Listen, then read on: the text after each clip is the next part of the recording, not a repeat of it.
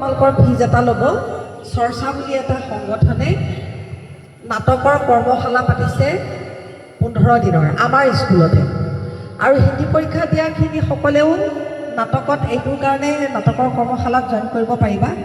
তাত ক্লাছটো কৰিবলৈ যিহেতু আমাৰ বিদ্যালয়তে হ'ব আৰু ইমান এটা ধুনীয়া সুযোগ পাইছা, আমাৰ নিজৰ বিদ্যালয়তেই কৰ্মশালা হ'ব। কাৰণ কেতিয়াবা কৰ্মশালালৈ আমাৰ বিদ্যালয়ৰ ছোৱালী বেলেগলৈ যাব লাগে, এতিয়া আমাৰ স্কুলতে হৈছে। গতিকে তোমালোকে আৰু যিটো ফিজ ল'ব 300 বা 200 টকা, সেইটো একো বেছি নহয় আৰু সেইটো ল'বই, কাৰণ তোমালোকক সদায় কিবা এটা চানা বা কিবা এটা খুৱাব। গতিকে মই ভাবোঁ আমাৰ স্কুলৰ পৰা কমেও 20 জনীমান ছাত্ৰী আমাৰ ওলাব লাগে, ভাল লাগিব। মই নিজেই থাকিম।